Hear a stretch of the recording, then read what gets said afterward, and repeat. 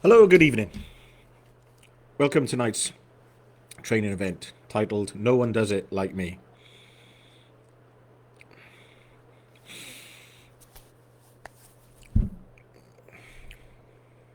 Ooh. I think the internet's having a problem yet.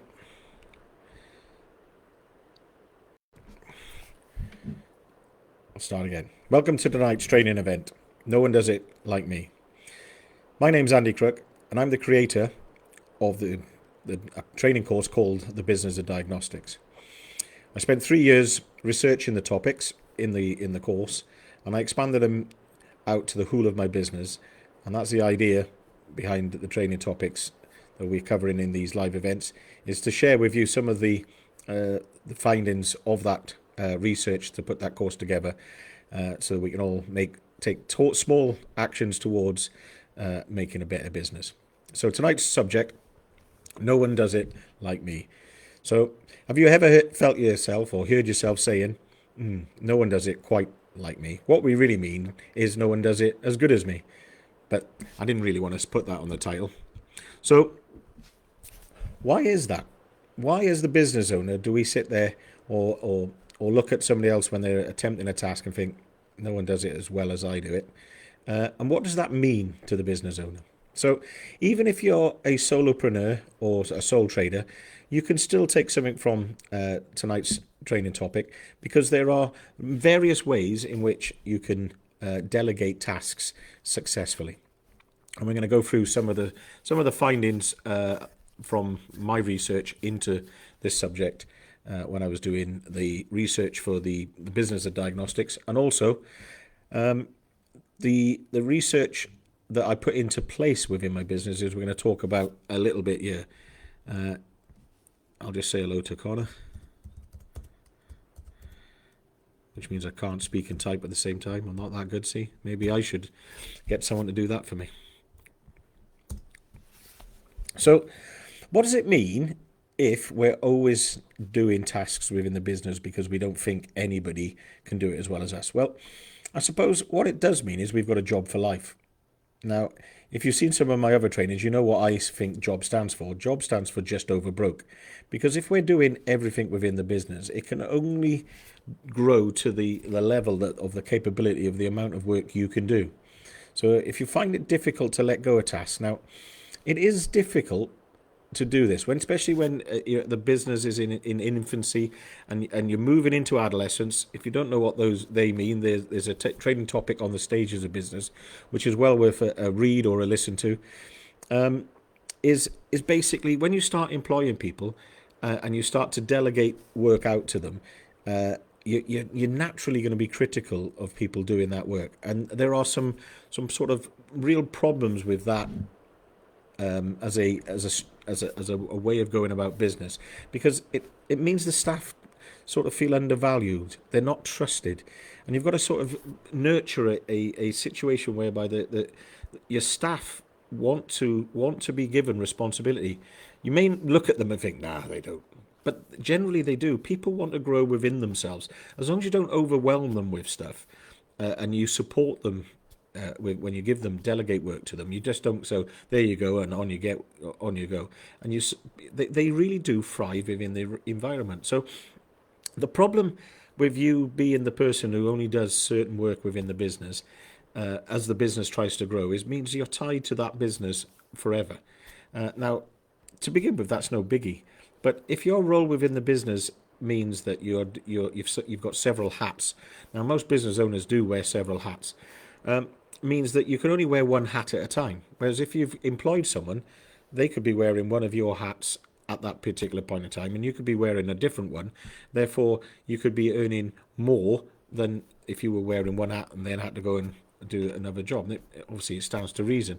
So, the one of the sayings that I quite like, and it came across, I came across it a number of times when I was doing research for the business of diagnostic course, was, if you're the smartest person in a room, you're in the wrong room.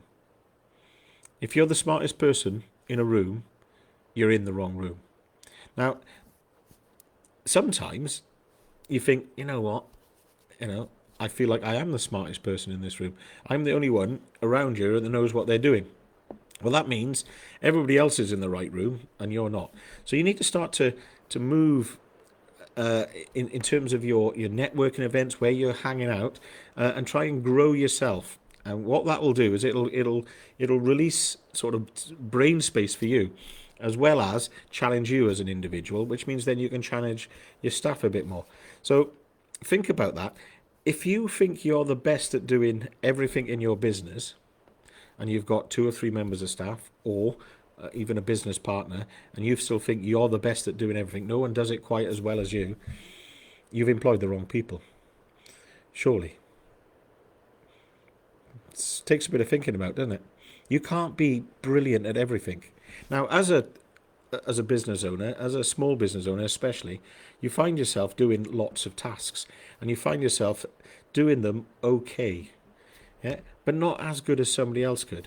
So the sort of unpalatable truth I'm about to tell you is nobody does it like you, because some of your staff or people you could hire to do work will do it better than you. So an example I'd like to give you is building your website or doing your social media. Okay, did you know that you can basically hire somebody and pay them by the task or by the hour or by the job on various different platforms such as Fiverr. And you can basically say what you need doing, and then ask people to bid to do that work. Now, it takes a little bit of getting used to and setting up, but once you have done it, and you start to realize you can let go of some of these low value tasks, such as doing your social media. And it's not low value in terms of what it brings into the business, because it's obviously vital in when it comes to your marketing. However, if your income that you're doing, so a job that you're doing could be bringing in £100 an hour, such as a diagnostic job, and you're doing a job that you could pay someone £5 an hour to do it, there's a £95 difference in value for that task. £95 difference. So you could be paying someone on the other side of the world to do some social media for you for a fiver. That would have taken you an hour. That would probably take this guy who does it all day, every day, about 10 minutes. He's earned a fiver, he's happy. You've carried on doing something in that hour that brings in much more revenue. So you're doing a £100 task while you're paying somebody else to do a £5 task. And that's the key thing about it, And it's not just things like your website. Now, you don't want to take no responsibility for your social media, your website, etc., etc. Some of the content you need to be heavily engaged in. So one of the things that I do if I want a lengthy piece of text for my website, I just use a dictaphone. So I use my phone, I just speak into it. It then turns that into text.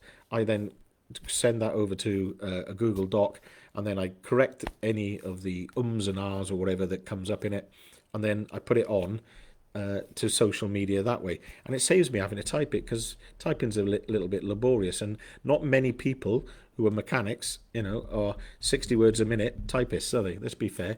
So there are little hacks like that you can do that will save you some time.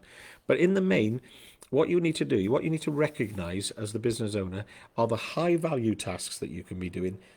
Yeah, because it's not that we want to take, we don't want to stop working in the business, because it's probably what we love doing. We want to be doing more of the high value tasks and delegating the lower value tasks. And it doesn't have to be someone that you employ. It can be someone that you hire just for that task. And there are various platforms out there. And when I do the written piece, I'll list them out, because if I try and go through them, I'm probably going to pronounce them wrong, and you'll be spending hours on the internet looking for someone to do work for you, and you could end up on any sort of dodgy site. So that's one aspect of nobody does it better. When the bad news is for you is there are loads of people who can do it better than you, no matter what you might think. Especially when it comes to some of that stuff that you don't do. It isn't your core job within the business, but it's one of the hats you put on every now and again. So if you don't want to be doing work within the business, you need to train your staff to do it to the same level as you're capable of doing it, or better. And how do you do that? Well, you need systems. And systems are a recurring theme within this training as we start to go along. I think this is training topic 8 or 9. And we'll be talking about systems a lot, because what a system is it's a robust way of doing stuff that gives you the same result. So when I talk about systems, I often talk about McDonald's, because they are a sort of a business that we all have probably had a touch point with at some point. And when we go in there, we always get a similar experience. But if you have a look at the people doing the work, they're all doing the work to a similar standard. They're all doing something to a standard because they have a fully systemized business. And that's what you need to be able to do within your business. If you want somebody to do a job in a particular way, then you need to show them what that is. You need to tell them what's expected of them, and you need to give them an operating manual for that kind of task. So whatever that is, I mean, it could be servicing, and it could be that you're continuously having to chase around because they're not checking the battery every time, they're not checking the antifreeze concentration level, they're not reporting the tire, whatever it is that you're thinking, oh, you know what, it's just easier if I do it. It's not. It really isn't easy for you to do it. It's easier for you to train somebody to do it, and then have a quality system in place on top of the system, whereby you're doing checks on the paperwork. It doesn't have to be looking over the person doing the job. You'll know whether or not they've done it properly just by looking at some of the paperwork that's produced. So the best thing about systems, though, because when I talk about systems, I often see business owners, their eyes start to roll over. Oh, I can't do that. I haven't got time to build systems, and when am I going to do that? Well, the beauty of building systems is get your staff to do it. Ask your staff how they do it. And if you've got 2 or 3 techs, say, and they all do servicing, ask them all to say what is their system, what is their process for carrying out a service. And where they miss things out, or there are differences, get them together. It's a great training opportunity. It's a brilliant training opportunity, especially in a small business environment. Once a month, just ask them to do it. Pick a couple of examples where it hasn't gone so well, a couple of examples where it's gone really well, and get everyone in together and say, right, let's build a system ourselves. Let's design this, and then let's all take it on board, and then every now and again we'll review it if we thought, right, you know what, there's a better way of doing this, or there's improvements to be made. This will make the staff feel far more valued and involved in the process, because they'll feel it's their system. And what you're actually getting is people to do it like you do it, but they think they're doing it the way they do it, which is brilliant. Because if you think about how that empowers people, and how staff then start to feel super valued rather than undervalued. Oh, he's always having to go at me. And then he's saying, well, you know, it's your system. Why haven't you done it to that standard?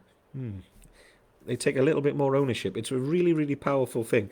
And it comes up time and time again when you start looking in sort of people when they talk about life leverage and stuff like that. This idea of getting the people who are going to do the work to build the systems themselves. And it doesn't have to be complex. It doesn't have to be complex. You just have to ask them, right, what is the order in which you do this? Write it down. Simple as that. What are you going to do next? And they can use the template of the service sheet. And they say, well, I don't start there, I start here. And I work around the vehicle this way. Or you could just have a picture of a car and ask them when they do the inspection, what are let's say it's 15 key points that they check. What are the 15 things you're going to check, and in which order? List them. Very, very simple. And before you know it, you're starting to build systems without actually thinking of you're doing any extra work, which is brilliant. So another reason why the business owner thinks, you know what, no one can do it as well as me and I have to do everything around you, these sort of comments coming out, is sadly because they just can't let go. They just can't let go. And another sad truth is, if you do, you may find that your business does even better. And an example I'll give you is, I spent a bit of time training and developing a member of my staff to take over some of the tasks that I did within the business, stuff that only I did. And over a period of time, I let Jack take over slowly, bit by bit, until he had full autonomy over all of that tuning and diagnostic work that I did, which allowed me to to leave the business for a year and go and do a master's. And in that year, what happened was we did more tuning and we did more diagnostic work, and the levels of success were very, very similar to previously. And you know, when I was thinking, you know what, I'm really good at this. This is what I do. This is my, if you like, my unique selling point for the business is I do this work. It was actually not that difficult to replace me. Which, sorry, and you know, you're not Superman. You know, I was going to say Wonder Woman then, definitely not her. You know, you're just another bloke who can be, and somebody else can be trained, somebody else you can pass on your skills to somebody else to be able to do that. And because that's what they then focus on, they don't have to put all those other hats on. Yeah, all Jack did was the tuning and diagnostic work. He was able to go into work every day and just think about and smash that, which meant he did more of it than I could, which meant that part of the business in that year was more successful, which it takes some time to develop that individual to get there. But once you have, you can take a step further away, and it really does allow you to grow and scale your business, because you can be doing those other tasks while somebody else is doing that work. So the key thing with doing these tasks, though, or when you want to pass something on, is, like I said at the beginning, you can't just go, right, you're going to do that from now on, and don't offer any training. And there is a difference between training and mentorship. So you can start by doing a refresher, having, like as we discussed, get everyone to write down how they do something, and then sort of have a training session whereby you all get together. You say, right, this is what we're doing. These are good things. These aren't so good things. You can then say, this is what we're missing. This is what we need to correct. And then get everyone to come up and have a plan and come out with your version of what you're going to do. That training then is absolutely worthless if you don't then go and act on it. And that's where the mentorship comes in, whereby you then, as the business owner, as the person who wants this to be done in this particular way, what you then do is you redesign the service template, or you then do a service and show somebody how to fill in the paperwork, and then you follow around when they're doing it, and you mentor them. It's no longer training. You're showing them, you're guiding, you're helping, and once they feel supported in that, it's really, really, really easy to take a further step away. And then you can watch them train the new person coming in, because everybody, when it comes down to it, and something that's really simple to do is get somebody who does that task really well, apart from yourself, or even yourself, and ask the person who's going to be doing it to video you doing it. How simple is that? There you go. Then you have a video file of how we do this here. That's our system. Make sure you do it really well that day, mind, when they're videoing it, because they'll be hypercritical of you. But that's what you want. And then when you then ask them, is there anything I didn't do? Or is there things I could do better? Looking at my routine, how can we improve this? It builds trust and rapport with employees, and it releases you to do those more higher value tasks or work on your business more. And what it means is, when somebody then is employed, and they say, right, I want you to spend 15 minutes, watch this video of me do an inspection before you carry out service, and this is how we do it. If you're stuck, you just need to look at the video. If you've looked at the video and you still don't know, come and ask me. Imagine the time it frees up. Simple stuff like that. We with the apprentice, we've videoed recently where all the tools go. Simple, isn't it? Where all the tools go. So then he's got a little folder, and where he can go and look, and he can see where different things are put away. So if he's asked to go and get a whatever it is, let's say it's the cylinder leak down tester, you can write cylinder leak down tester in the folder, search, and then out comes a folder. He can press it, video, this lives here. Never has to come and ask us. We'll see. I'll let you know how that's going. He's not been with us long, but we have started to build little sort of folders, and basically, hopefully, over a period of time, it means that when the next time we have an apprentice, all of this will already be done. And that's the idea. So when you think time and time again, no one does it like me, what I'd like you to think about is, who could do it better than you? And then go and get them to do it. If it's going to cost you less and you can be getting on with a higher value task, then get that person to do it. If nobody can do it better than you, then you need to train someone to do it better than you. And then you need to mentor them and support them in that. Thank you for your attention. If there's any questions, send me a message. If not, enjoy the rest of your evening, and I look forward to seeing you again next week. Cheerio.